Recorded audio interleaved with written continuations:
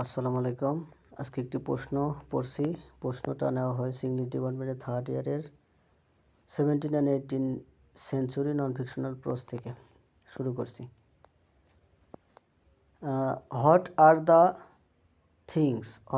Things that should be taken into consideration while doing plantation in a far off region? দূরবর্তী অঞ্চলে বৃক্ষরোপণ করার সময় কোন বিষয়গুলি বিবেচনা করা উচিত? শুরু করছি। In his essay of plantations, Bacon gives some important suggestions for establishing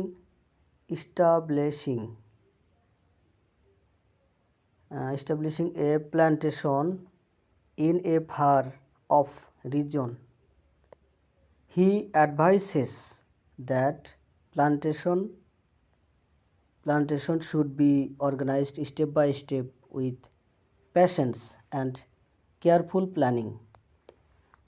তার অপ্লান্টেশনস প্রবন্ধে বেকন দূরবর্তী অঞ্চলে বৃক্ষরোপণ স্থাপনের জন্য কিছু গুরুত্বপূর্ণ পরামর্শ দিয়েছেন।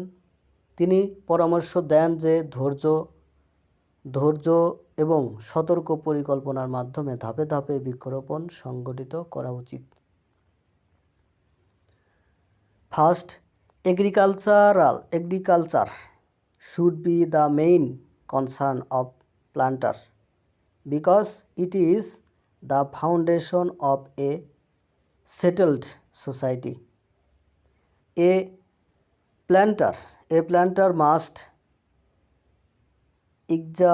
examine the land carefully and decide how agricultural production can be increased. He should also consider which crops grow quickly and suitably in that region. প্রথমত, কৃষিকাজ একজন বৃক্ষরোপণের এক প্রধান উদ্যোগ হওয়া উচিত, কারণ এটি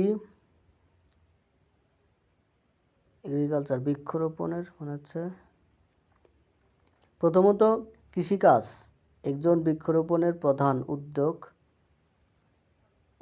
হওয়া উচিত, কারণ এটি একটি স্থায়ী সমাজের ভিত্তি। একজন বৃক্ষরোপণকারীকে অবশ্যই জমিটি সাবধানে পরীক্ষা করতে হবে এবং সিদ্ধান্ত নিতে হবে কিভাবে কৃষি উৎপাদন বৃদ্ধি করা যায়।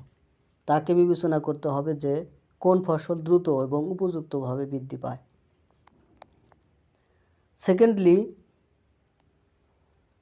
সেকেন্ডলি, দ্বিতীয়ত, Bacon suggests that the products of the colony should be sold with a fixed allowance and most of the profit should be reinvested to ensure steady growth.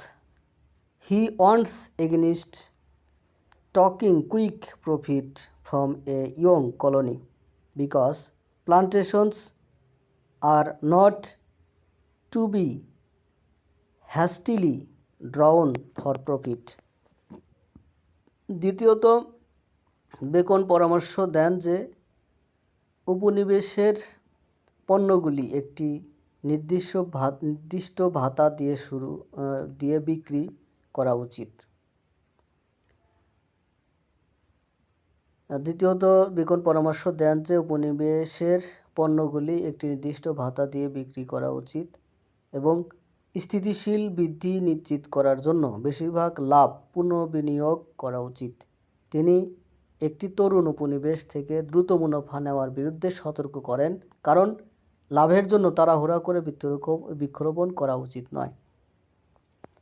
এভাবে এ far off plantation requires time, careful management,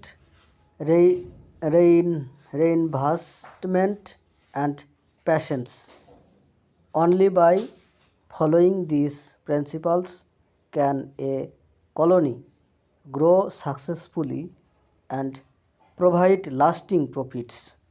সুতরাং একটি দূরবর্তী বৃক্ষরোপণের জন্য সময়, সতর্ক ব্যবস্থাপনা, বিনিয়োগ এবং ধৈর্য প্রয়োজন।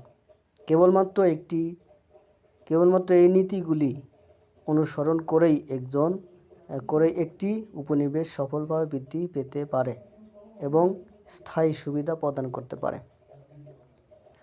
ধন্যবাদ সাথে থাকার জন্য।